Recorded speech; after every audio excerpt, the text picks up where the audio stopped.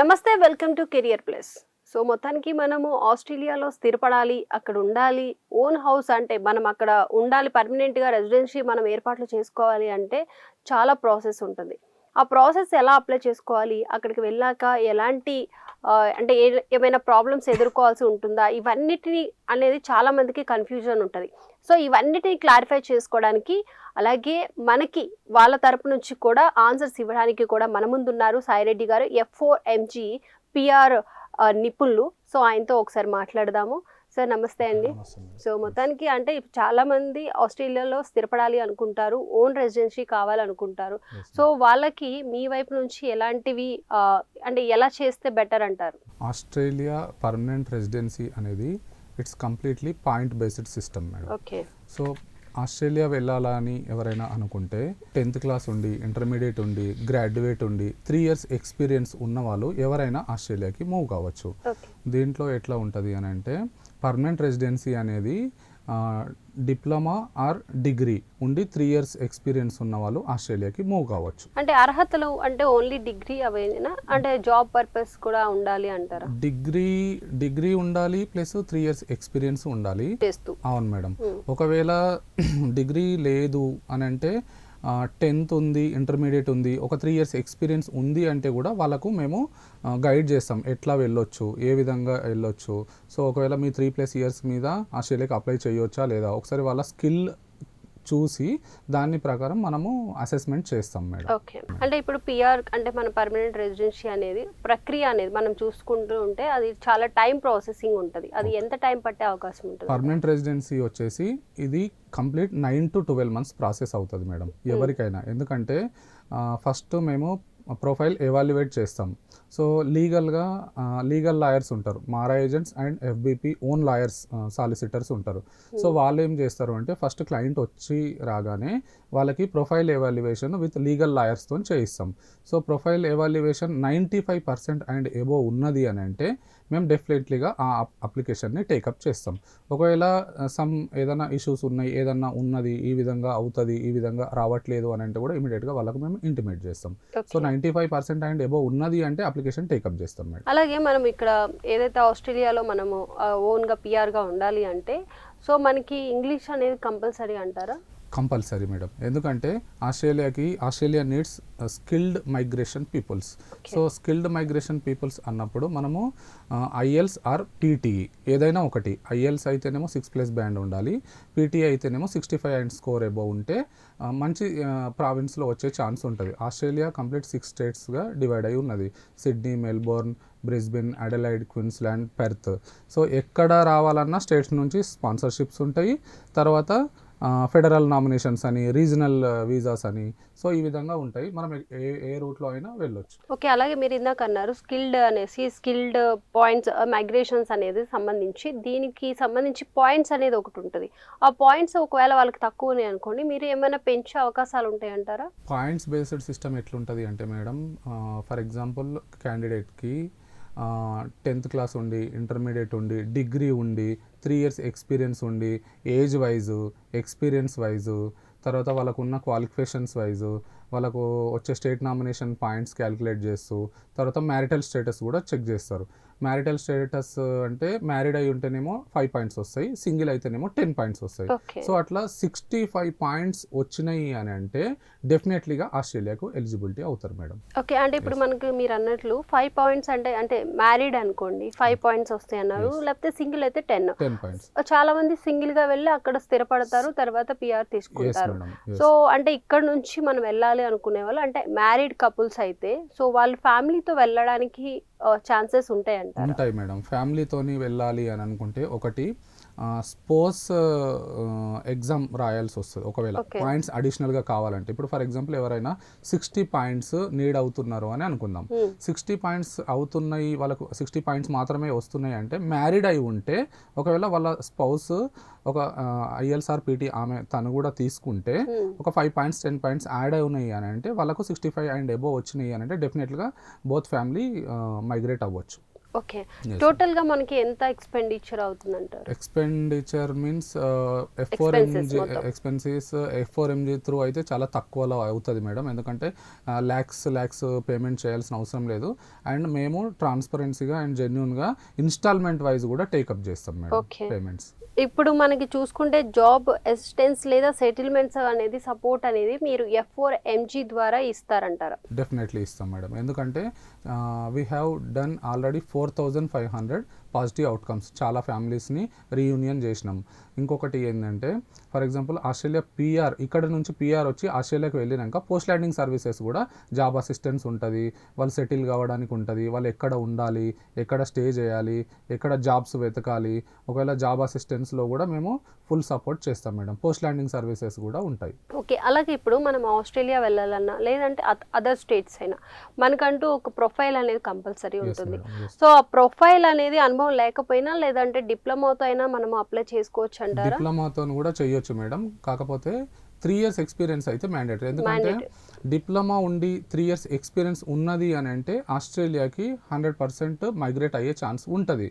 But F4MG through మీరు profile చేసుకుంటే మేము ఆ ప్రాసెస్ని ఎలా చేయొచ్చు, ఎన్ని మంత్స్లో అవుతుంది, ఎంత బడ్జెట్లో అవుతుంది, మీరు ఫ్యామిలీతో మైగ్రేట్ ఎలా అవ్వచ్చు అని చెప్పేసి 100% మేము మీకు సపోర్ట్ చేస్తాం. ఓకే ఓకే, అంటే ఏజ్ లిమిట్ ఏమన్నా ఉందా? ఏజ్ లిమిట్ వచ్చేసి 23 నుండి 44 years మధ్యలో ఉన్న వాళ్ళు అప్లై చేసుకుంటే వాళ్ళకి 65 పాయింట్స్ వస్తాయి ఎవరికైనా. సో 65 పాయింట్స్ ఉన్నాయి అని అంటే వాళ్ళు ఎలిజిబిలిటీ అవుతారు, సో ఆస్ట్రేలియాకి మైగ్రేట్ అవ్వచ్చు. ఓకే, అంటే ఇప్పుడు మనం అదర్ కంట్రీస్ అంటే ఇప్పుడు అమెరికా అలా వెళ్ళాలి అంటే మనకి వెనకాల ఒక 20 lakhs అనేది ఒక ఫండ్ అనేది చూపించాల్సి ఉంటుంది. సో ఇప్పుడు ఇక్కడ ఆస్ట్రేలియాకి వెళ్ళాలంటే మనం కూడా అలాంటి ఏమైనా ఫండ్స్ చూపించాలంటారా? ఫర్ ఎగ్జాంపుల్ దీంట్లో ఎట్లుంటుందంటే 3 classes ఉంటాయి, సబ్ క్లాసెస్. సో ఆస్ట్రేలియాకి PR రావాలి 9 to 12 monthsలో అవ్వాలి అని అంటే 3 సబ్ క్లాసెస్ అంటే 189, 190, 491 అని ఉంటాయి. సో 189, 190లో సమ్ పీపుల్స్కి అంటే ఫెడరల్ నామినేషన్లో వచ్చిన వాళ్ళకి, స్టేట్ స్పాన్సర్షిప్లో వచ్చిన వాళ్ళకి, మైగ్రేట్ అయ్యే పీపుల్స్కి కొంతమందికి పేమెంట్స్ చూపించుకోవాల్సిన అవసరం ఉంటుంది, కొంతమందికి పేమెంట్స్ చూపించుకోవాల్సిన అవసరం ఉండదు. ఎందుకంటే డిపెండింగ్ ఆన్ సబ్ క్లాసెస్, కొన్నిట్లో పేమెంట్స్ చూపించాల్సిన అవసరం ఉంటుంది, కొన్నిట్లో చూపించాల్సిన అవసరం లేదు. ఓకే, సో అంటే ఇప్పుడు చాలా మంది అంటే చాలా కన్సల్టెన్సీస్ ద్వారా మనము వెళ్తూ ఉంటాము, కానీ వీసా ప్రాసెస్ అనేది ఇక్కడ ఓకే అవుతుంది, ఫైనల్ గా అక్కడికి వెళ్ళినాక ఒక 4 months కి అలా అక్కడ నుంచి పంపించేస్తూ ఉంటారు వీసా ఇదంతా ఫ్రాడ్ అనేసి కూడా. సో అలాగా మీరు ఏమైనా అంటే ఇప్పుడు చాలా మంది వెళ్తూ ఉంటారు, వాళ్ళందరికీ మీ దగ్గరకు వచ్చిన వాళ్ళందరికీ వీసా తరపు నుంచి మీరు ఎలాంటి ప్రామిస్ చేస్తారు? Madam, we have done 4,500 positive outcomes. So మేము ప్రాపర్గా IATV మాత్రమే చెప్తాం మేడం, ఎందుకంటే ఆస్ట్రేలియాకు 3 clasesలోనే వర్క్ వీసాస్ కానీ PR కానీ అవుతుంది. వర్క్ పర్మిట్ అనేది ఉండదు మేడం ఆస్ట్రేలియాకి. Lot of consultancies are selling work permits, but there is no work permits. ఏ ఎంప్లాయర్ కూడా వర్క్ పర్మిట్ని పేమెంట్కు అమ్మడు. ఎందుకు అని అంటే ఆస్ట్రేలియాకి స్కిల్డ్ పీపుల్స్ మాత్రమే కావాలి. Skilled peoples means in the sense interview త్రూయే తీసుకుంటారు. సో ఎవరైనా పేమెంట్ చేసి వెళ్తున్నారు అని అంటే అది ఫాల్ట్ అవ్వచ్చు. So sub class 189, sub class 190, sub class 491 అనేది స్టేట్స్ స్పాన్సర్స్ ఇస్తాయి. సో దాంట్లో వెళ్ళడం వల్ల వీళ్ళకు స్పాన్సర్షిప్, స్టేట్ స్పాన్సర్షిప్ అంటారు దీన్ని, employer sponsorship. So state sponsorship ఇవ్వడం వల్ల వీళ్ళకు అక్కడ అథారిటీ గవర్నమెంట్ నుంచి ఇన్విటేషన్ వస్తుంది. ఆ విధంగా వీళ్ళు ఆస్ట్రేలియాకి మూవ్ కావచ్చు. మూవ్ వెళ్ళినాక అక్కడ చదువుకోవచ్చు, జాబ్ చేసుకోవచ్చు, బిజినెస్ కూడా చేసుకోవచ్చు. వాళ్ళు ఇంకా ఒకవేళ ఫస్ట్ 5 yearsకి వీసా వస్తుంది మేడం. వీసా వచ్చిన తర్వాత ఆస్ట్రేలియాకి వెళ్ళిపోవచ్చు ఫ్యామిలీతోని. వెళ్ళినాక అక్కడ 1460 days, ఫస్ట్ 5 yearsలో 1460 days అక్కడ ఉంటే వాళ్ళకి సిటిజన్ వస్తుంది. సో వన్స్ సిటిజన్ వచ్చింది అని అంటే వాళ్ళు 185 countriesకి వితౌట్ వీసా మీద ట్రావెల్ చేయొచ్చు. Yes madam. సో అంటే ఇప్పుడు మనం చూసుకుంటే PR అనేది చాలా ఇంపార్టెంట్ అక్కడ ఆస్ట్రేలియాలో మనం ఉండాలి అన్నా కూడా. సో దీనికోసం మనం ఎలాంటి డాక్యుమెంట్స్ ని మనం సబ్మిట్ చేయాల్సి ఉంటుంది అంటారు? సో PR కి వచ్చేసి డాక్యుమెంట్స్ వాళ్ళ educational qualifications, marital status, work experience, తర్వాత వాళ్ళకున్న డాక్యుమెంట్స్ ఏవైతే ప్రాపర్గా ఉన్నాయో ప్రాపర్ డాక్యుమెంటేషన్ పెడితేనే పిఆర్ అవుతుంది మేడం. ఎందుకంటే ఒరిజినల్సే సబ్మిట్ చేయాల్సి వస్తుంది మేడం. ఎందుకంటే ఎక్కడ కూడా ఎట్లాంటి ఫేక్ డాక్యుమెంట్స్ ప్రొవైడ్ చేయొద్దు. ఇన్ కేస్ ఏదైనా బ్యాక్ ఎండ్ ఎంక్వైరీ అయింది అని అంటే సో అది ఇష్యూ అయ్యే ఛాన్స్ ఉంటుంది. సో F4MG నుంచి మేము ఏం గైడ్ చేస్తాము అని అంటే మీ దగ్గర ప్రాపర్గా ఏదైతే డాక్యుమెంటేషన్ ఉందో అది మాత్రమే మాకు ఇవ్వండి, దాని త్రూనే మనం అప్లై చేద్దాం. ఒకవేళ ఏదన్నా సార్ మాకు ఈ విధంగా ఉంది, సో అండ్ సో ప్రాబ్లమ్స్ ఉన్నాయి అంటే దాన్ని ఎట్లా రిజాల్వ్ చేయాలి, ఎట్లా సార్ట్అవుట్ చేయాలి అనేది మీరు ఒకసారి వస్తే మేము దాన్ని క్లారిటీగా మేము క్లయింట్కి ఇన్ఫర్మేషన్ ఇస్తాం. అలాగే వీసా టైం అంటే మనం టైం టేకింగ్ తీసుకుంటూ ఉంటుంది, ఒక్కొక్కసారి 2 months 3 months అలా ఉన్నాయి. అలాంటి టైంలో మనం ఏమైనా డాక్యుమెంట్స్ చేంజ్ అయ్యే అవకాశం ఉంటుంది అంటారా సబ్మిట్ చేసేవి? సబ్మిట్ చేసేవంటే ఫర్ ఎగ్జాంపుల్ వీళ్ళకున్న స్కిల్ అసెస్మెంట్స్ కానీ ఎక్స్ప్రెషన్ ఆఫ్ ఇంట్రెస్ట్ అని లాంచ్ చేస్తారు మేడం. ఆ మూమెంట్లో స్టేట్ స్పాన్సర్షిప్ రావడము, వీళ్ళకున్న ఎడ్యుకేషనల్ క్వాలిఫికేషన్స్, ఈ సర్టిఫికేషన్స్ అన్నీ ఏవైతే ఉన్నాయో ఇవైతే ప్రాపర్గా సబ్మిట్ చేయాలి. వీసా టైమింగ్స్ వచ్చేసి 9 to 12 months ప్రాసెస్ అవుతాయి మేడం డెఫినెట్లీ. ఎందుకంటే దీంట్లో 3 క్లాజెస్లలో ఏదైనా ఒక క్లాజెస్లో పిఆర్ అవుతుంది. సబ్ క్లాస్ 189 అనేది ఫెడరల్ నామినేషన్, అంటే ఆస్ట్రేలియాలో ఎక్కడైనా ఉండొచ్చు. సబ్ క్లాస్ 190 వచ్చేసి స్టేట్ స్పాన్సర్ ఇస్తుంది. సపోజ్ సిడ్నీ కానీ, మెల్బోర్న్ కానీ, బ్రిస్బెన్, అడలైడ్ ఏదైనా ఒక స్టేట్ క్లయింట్కి స్పాన్సర్షిప్ ఇస్తుంది. స్పాన్సర్షిప్ ఇచ్చినప్పుడు ఈ క్లయింట్ ఎస్పెషల్లీ ఆ స్పాన్సర్షిప్ వచ్చిన స్టేట్లోనే వెళ్ళి ఒక 2 to 3 years వర్క్ చేయాల్సి వస్తుంది. సో 491 వచ్చేసి regional visa. Regional in the sense టౌన్లో ఉండడానికి, టౌన్లో జాబ్ చేయడానికి లేదు, అంటే అవుట్స్కట్స్ అంటే ఫర్ ఎగ్జాంపుల్ సిటీ అవుట్స్కట్స్ ఉంటాయి కదా, అట్లాంటి ప్లేస్లలో వీళ్ళకి రీజనల్ వీసా వస్తుంది. వీళ్ళు అక్కడ స్టే చేయాలి. అక్కడ 2 to 3 years ఉన్నాక తర్వాత సిటీకి మూవ్ కావచ్చు. అంటే ఇప్పుడు మీరు చెప్పినట్లు డిఫరెంట్ టైప్ ఆఫ్ వీసాలో ఆస్ట్రేలియాకి అప్లై చేసినారు అని అంటే 100% వీసా వచ్చే ఛాన్స్ ఉంటుంది. ఒక 1% ఛాన్స్ లేదు. ఎందుకు లేదు అని అంటే క్లయింట్కి ఖచ్చితంగా పోలీస్ క్లియరెన్స్ ఉండాలి, తర్వాత మెడికల్ క్లియరెన్స్ ఉండాలి, తర్వాత IELTS or PT exam clear చేసి ఉండాలి. 99% వీసా వచ్చే ఛాన్స్ ఉంటుంది. ఈ 3 police clearance, medical insurance, medical clearance and exam, ఈ ఏదైతే ఇవి ఉండవో అప్పుడు వీసా రాకపోవడానికి కూడా ఛాన్సెస్ ఉంటాయి. ఎగ్జామ్ అనేది కంపల్సరీ మేడం, మ్యాండేటరీ. సో అంటే ఇప్పుడు మీ దగ్గరికి FOMG దగ్గరికి Day 1 అంటే మేము ఇలా ఆస్ట్రేలియా వెళ్ళాలి, అక్కడ మాకు PR కావాలి, సో దాని గురించి మిమ్మల్ని అప్రోచ్ చేయమని మీ దగ్గరికి ఒక క్లయింట్ వచ్చినప్పుడు ఆ క్లయింట్ కి ఇప్పుడు 9 to 12 months పడుతుంది మీరు వీసా రావడానికి, టైం స్లాట్స్ కానీ ఏదైనా కానీ కంప్లీట్ ప్రాసెస్ అవ్వడానికి 9 to 12 months అన్నారు. సో ఈ లోపు మనం ఏదైనా డాక్యుమెంట్స్ చేంజ్ చేసుకోవాల్సి వచ్చింది అనుకోండి, అప్పుడు మీరు ఆ క్లయింట్ కి మీ తరపు నుంచి, మీ F4MG తరపు నుంచి అంటే డాక్యుమెంట్స్ ఇవి కాదండి, ఇవి సబ్మిట్ చేయాలి, ఇవి మీ దగ్గర లేకపోతే మేము అరేంజ్ చేస్తాము అనేది ఏదైనా ప్రాసెస్ ఉంటుంది అంటారా మేడం? ఫర్ ఎగ్జాంపుల్ ఎట్లా ఉంటుందంటే మేము క్లయింట్ ఫస్ట్ వచ్చి రాగానే వాళ్ళకి మీ దగ్గర ఏ డాక్యుమెంట్స్ ఉన్నాయి, మీ ప్రాపర్గా మీ ఎడ్యుకేషనల్ క్వాలిఫికేషన్స్ ఏదైతే డాక్యుమెంటేషన్, గ్రాడ్యుయేట్ కానీ వాళ్ళ previous intermediate 10th documents check చేస్తాము. తర్వాత వాళ్ళకున్న ఎక్స్పీరియన్స్ కూడా చెక్ చేస్తాము. ఒకవేళ రిలవెంట్ ఉన్నది అని అంటే రిలవెంట్ బేసిక్ మీద ఎట్లా ఫెడరల్ నామినేషన్స్, స్టేట్ స్పాన్సర్షిప్ వచ్చేసి మేము ఎక్స్ప్లెయిన్ చేస్తాం. లేదు కొంచెం చాలామందికి వాళ్ళు చదివిన చదువు ఒకటి ఉంటుంది, ఉద్యోగం చేసే రోల్ వేరే ఉంటుంది. కొంతమంది బీటెక్ చేస్తారు, బీటెక్ చేసి mechanical engineers, civil engineers, construction engineers, electronics and communication engineers, electrical engineers ఏంటంటే కొంతమంది బ్యాంకింగ్ సెక్టర్లో కానీ ఐటీ ఫీల్డ్లో కానీ వెళ్తారు. సో చదివిన చదువు ఒకటి అయి ఉంటుంది, ఉద్యోగం చేసే రోల్ ఒకటి ఉంటుంది. సో దానికి కూడా ఎలా చేయాలి అంటే ప్రాసెస్ PR అనేది ఎట్లా చేయాలి, ఏ విధంగా అయితే PR వస్తుంది అని అంటే మేమేం చేస్తాం మేడం, ఫర్ ఎగ్జాంపుల్ ఏదో ఆన్లైన్లో సబ్మిట్ చేసి మీ ప్రొఫైల్ ఎవాల్యుయేషన్ అయింది అని చెప్పేసి అట్లా ఈజీగా చెప్పలేము. ఎందుకంటే we have own lawyers, own solicitors, own MARA agents. So లీగల్గా మీ ప్రొఫైల్ని ఆస్ట్రేలియాకి ఫార్వర్డ్ చేస్తాం. ఫార్వర్డ్ చేసి అక్కడున్న లీగల్ పార్టిషనర్స్ ఎవరైతే ఎక్స్పర్ట్స్ ఉంటారో వాళ్ళ త్రూ మీ ప్రొఫైల్ని ఎవాల్యుయేషన్ చేపిస్తాం. సో ఎవాల్యుయేషన్ చేసినాక వాళ్ళు 24 hours నుంచి 48 hours టైం తీసుకుంటారు. తీసుకున్న తర్వాత వాళ్ళు 95% అండ్ ఎబో సక్సెస్ ఛాన్స్ ఉన్నది అని అంటే మేము అప్లికేషన్స్ టేకప్ చేస్తాం మేడం. లేదు అంటే 95-85 మధ్యలో ఉన్నది అని అంటే మేము క్లయింట్కి చెప్తాం మీకు ఈ విధంగా క్రిటికల్ అయ్యే ఛాన్స్ ఉంటుంది, ఒకవేళ if you want to continue you can move అని చెప్తాం. లేదు అని అంటే వద్దు అని కూడా చెప్తాం మేడం. ఎందుకంటే PR వచ్చే ఛాన్స్ లేదు అన్నప్పుడు మేము చెప్పడమే బెటర్ అని మా F4MG త్రూ మేము ఆ విధంగా చేస్తాం. అంటే ఇందాక మనం ఫండ్స్ గురించి మాట్లాడుకున్నాం. సో మనం అక్కడికి వెళ్ళిన తర్వాత చాలా మంది ప్రాబ్లమ్స్ ఫేస్ చేస్తూ ఉంటారు. అంటే లివింగ్ దగ్గర కానీ లేకపోతే వాళ్ళు ఎక్కడ ఉండాలి ఏంటి అనేది ఆ విషయంలో కూడా కొంచెం మనకి ఫండ్స్ అనేది కంపల్సరీ ఉండాల్సి వస్తుంది. అలాంటి టైంలో మనం ఎంత ఫండ్స్ అనేది మనము అరేంజ్ చేసుకొని వెళ్ళాల్సి వస్తుంది అంటారు? ఫండ్స్ వచ్చేసి మేడం ఇప్పుడు ఒకవేళ సింగిల్ క్యాండిడేట్ వెళ్తే ఫండ్స్ ఒక రకంగా చూపించాలి, ఫ్యామిలీ వెళ్తే ఒక రకంగా చూపించాలి. అంటే అప్రాక్సిమేట్లీ ఎంత అవసరం? అప్రాక్సిమేట్లీ అని అంటే ఫర్ ఎగ్జాంపుల్ ఒక పర్సన్ సింగిల్ పర్సన్ వెళ్తున్నాడు అని అంటే ఒక 22 నుంచి 25 lakhs చూపించాల్సి వస్తుంది. ఎందుకంటే యావరేజ్గా వెళ్ళగానే జాబ్స్ రావచ్చు రాకపోవచ్చు. సో కొన్ని రోజులు లివింగ్ ఎక్స్పెన్సివ్ అయితే చూపించాల్సి వస్తుంది. ఎందుకంటే ఆస్ట్రేలియాకి మైగ్రేట్ అయినప్పుడు మీరు ఇక్కడికి వచ్చినాక లివింగ్ ఎట్లా చూపిస్తారు అనేది అయితే మ్యాండేటరీ. సో కొన్ని ఫీల్డ్స్లో ఫండ్స్ చూపించాల్సిన అవసరం లేదు, కొన్ని ఫీల్డ్స్లో ఫండ్స్ చూపించాల్సిన అవసరం ఉంటుంది.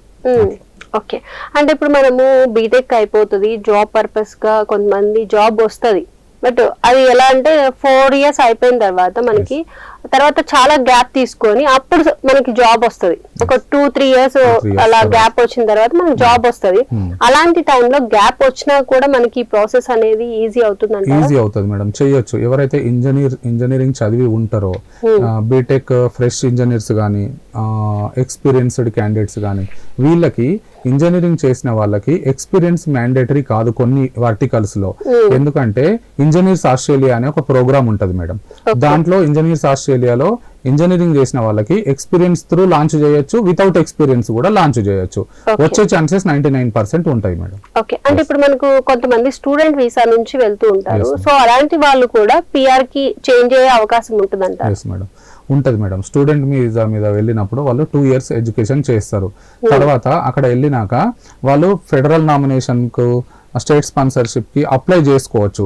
కాకపోతే ఇన్సైడ్ ఆస్ట్రేలియా ఉన్న వాళ్ళకి కొంచెము క్రిటికల్ అయ్యే ఛాన్స్ ఉంటుంది మేడం. ఎందుకు అని అంటే చాలా మంది ఈజీ వీసాస్ అని చెప్పేసి స్టూడెంట్ పైన వెళ్తారు.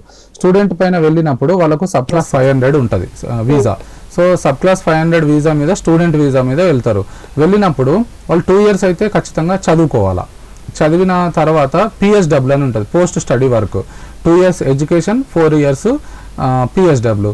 సో PSW వెళ్ళినప్పుడు వీళ్ళకు పర్మనెంట్ జాబ్ వస్తే అప్పుడు వీళ్ళు వీసా స్టేటస్ చేంజ్ చేసుకోవచ్చు. ఓకే. ఏంటంటే ఇప్పుడు చాలా మంది చాలా రీజన్స్ వల్ల కూడా వీసా ప్రాసెసింగ్ అనేది ఫెయిల్ అవుతూ ఉంటుంది, రిజెక్ట్ చేస్తూ ఉంటారు. సో అలాంటి వాళ్ళు కూడా మళ్ళీ అప్లై చేసుకోవచ్చు అంటారా? చేసుకోవచ్చు మేడం, కాకపోతే పోలీస్ క్లియరెన్స్ లేకపోతే చేసుకోకపోవడం బెటర్. ఎందుకు అని అంటే పోలీస్ క్లియరెన్స్ లేనిది మనము కంట్రీ దాటలేము. ఒకటి మెడికల్ కూడా చాలా ఇంపార్టెంట్. ఎందుకు అని అంటే అబ్రాడ్ కంట్రీస్ మెడికల్ ఇష్యూ ఏమైనా ఇష్యూ ఉన్నది అని అంటే దే విల్ నెవర్ యాక్సెప్ట్, వాళ్ళు యాక్సెప్ట్ చెయ్యరు. ఎందుకంటే lot of peoples are saying మేము పంపిస్తాము, మేము చేస్తాము, but that is highly impossible. అదే ఎందుకు అలా అంటున్నారు అంటే ఎందుకు అని అంటే మేడం మెడికల్ ఇష్యూస్ అంటే ఫర్ ఎగ్జాంపుల్ కొన్ని వర్టికల్స్ ఉంటాయి, టీబీ కానీ HIV, హెపటైటిస్, జాండిస్ లాంటివి ఏమన్నా ప్రాబ్లమ్స్ ఉన్నాయి అని అంటే అది పర్మనెంట్ డిసీజెస్ కింద వస్తాయి.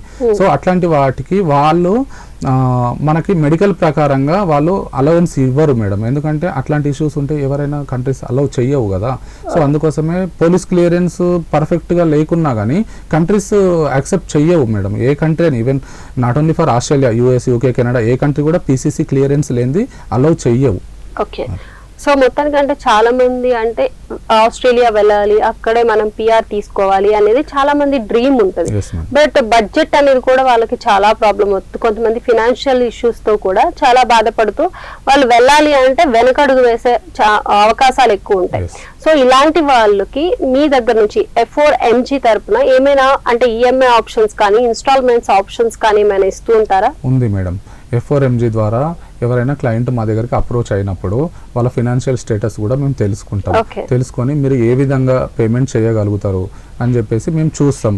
ఒకవేళ వాళ్ళకి ఫెసిలిటీస్ అంటే EMI రూపము లేదంటే ఇన్స్టాల్మెంట్స్ రూపంలో మేము పే చేయమంటాం మేడం. ఈ అట్లాంటి పేమెంట్స్ కి ఎట్లాంటి ఇబ్బందులు ఏమి ఉండవు F4MG through. Yes madam. Okay. అంటే ఇప్పుడు మనం చూస్తున్నాం హైదరాబాద్ సిటీలోనే కాకుండా ఆల్ ఓవర్ సిటీ మొత్తంలో ఎక్కడ చూసుకున్నా కూడా ఇలాంటి కన్సల్టెన్సీ ఆఫీసులు అనేవి చాలా ఉంటాయి. సో ఆ కన్సల్టెన్సీ ఆఫీసులకి మీ F4MG కి ఉన్న డిఫరెన్సెస్ ఏంటి? డిఫరెన్స్ అంటే మేడం నేను చెప్తా. For example lot of agencies, lot of consultancies ఉన్నాయి. సో ఏ కన్సల్టెన్సీ అయినా మేము చేస్తాము అంటారు, చెయ్యము అని ఎవరు చెప్పారు. సో ప్రతి ఒక్కరు ప్రాసెస్ చేస్తారు. సో మేము F4MG త్రూ మీకు అష్యూరెన్స్ ఏంది అని అంటే, ఫస్ట్ మేము ఎవాల్యుయేషన్ చేస్తాం మేడం. ఎవాల్యుయేషన్లో profile evaluate 95% and above positive outcome వస్తుంది అనుకుంటే మేము టేకప్ చేస్తాం. లేదు అంటే we don't take any amount, we don't take your application because we don't waste your time. So ఎందుకు అని అంటే we have done 4500 positive outcomes. So ఒకవేళ మీ ప్రొఫైల్ ఎలా ఎవాల్యుయేషన్ చేస్తారు అంటే, ఆల్రెడీ 4500లో మీ ప్రొఫైల్ అట్లీస్ట్ ఒక 10 to 15కి సీక్వెన్స్గా ఉంటాయి. సో వాళ్ళకి ఏ విధంగా ఏమైనా క్రిటికల్స్గా వచ్చినాయి, ఆ స్టేట్ నామినేషన్స్ ఎట్లా వచ్చినాయి, ఫెడరల్ నామినేషన్స్ ఎట్లా వచ్చినాయి, రీజనల్ వీసాస్ ఎట్లా వచ్చినాయి, సో అది చూసి మీకు ఎవాల్యుయేట్ చేస్తారు. అది కూడా MARA agents and FBP lawyers. So వాళ్ళు చెక్ చేసి మీకు 95% అండ్ అబోవ్ ఉన్నది అని అంటే అప్లికేషన్ టేకప్ చేస్తాం మేడం. సో ఇంకోటి ఏంటి అని అంటే F4MG త్రూ 99% అష్యూరెన్స్ ఉంటుంది మేడం. పోస్ట్ ల్యాండింగ్ సర్వీసెస్ ఉంటాయి, అక్కడ జాబ్ అసిస్టెన్స్ ఉంటుంది, అక్కడ వెళ్ళాక సెటిల్మెంట్ అవ్వడానికి ఉంటుంది, చిల్డ్రన్స్కి ఎడ్యుకేషన్ బాగుంటుంది, తర్వాత ఉద్యోగం ప్రకారము, సెటిల్మెంట్స్ ప్రకారము, స్పోర్ట్స్ని తీసుకెళ్ళడము, చిల్డ్రన్స్ తీసుకెళ్ళడము, ఇక్కడ నుండి PR త్రూ తీసుకెళ్ళడము, ఇదంతా F4MG త్రూ మీకు బెటర్ సర్వీసెస్ దొరుకుతాయి. ఓకే, అంటే ఇప్పుడు మనం చూసుకుని చాలా మంది ఇప్పుడు ఈ షో చూస్తూ ఉంటారు, Yes, madam. అప్పుడు వాళ్ళకి ఒక చిన్న డౌట్ వస్తూ ఉంటది. F4MG అనే ఒక కన్సల్టెన్సీ ఆఫీస్ మనల్ని ఆస్ట్రేలియా పంపించాలంటే వాళ్ళు ఎంత ఛార్జ్ చేస్తారు అనేది కూడా చాలా మంది మధ్యలో మెలుగుతున్న ప్రశ్న ఉండొచ్చు. సో దానికి మీ వైపు నుంచి మీరు ఎంత ఛార్జ్ చేస్తారు, ఆ డీటెయిల్స్ కూడా ఒకసారి మా ప్రేక్షకుల కోసం. అమౌంట్ వచ్చేసి చాలా ఈజీ అండ్ ట్రాన్స్పరెన్సీగా ఉంటుంది మేడం. హెవీ అమౌంట్ ల్యాక్స్ లో పేమెంట్ చేయాల్సిన అవసరం లేదు. ఫర్ ఎగ్జాంపుల్ నేను ఒక మీకు చిన్న ఎగ్జాంపుల్ చెప్తా. స్టూడెంట్ వీసాకి, PR వీసాకి ఒక ఎగ్జాంపుల్ చెప్తా. సో స్టూడెంట్ మీద వెళ్తే అట్లీస్ట్ 2 yearsకి ఆస్ట్రేలియాలో చదువుకోవాలంటే ఒక 25 నుంచి 30 lakhs పేమెంట్ అవుతుంది. సో 25 to 30 lakhs యూనివర్సిటీకి అయితే పే చేయాలా. సో ఈ 2 years లివింగ్ ఎక్స్పెన్సివ్ మళ్ళీ ఒక 24 months ఇంటూ యావరేజ్ ఒక 1 lakh అయినా కానీ 24 lakhs అవుతుంది. ఒక 30 lakhs ప్లస్ 24 lakhs 2 yearsలో ఆల్మోస్ట్ 50 lakhs వరకు 50 to 50 వరకు స్టూడెంట్ పెట్టాల్సిందే. సో పెట్టినాక ఆఫ్టర్ 4 years PSW ఉంటుంది, OPT ఆప్షనల్స్. సో PSWలో పోస్ట్ స్టడీ వర్క్ అంటారు. దాంట్లో ఉన్నప్పుడు అప్పుడు కూడా లివింగ్ అయితే అమౌంట్ అయితే అవసరం ఉంటుంది కదా మేడం.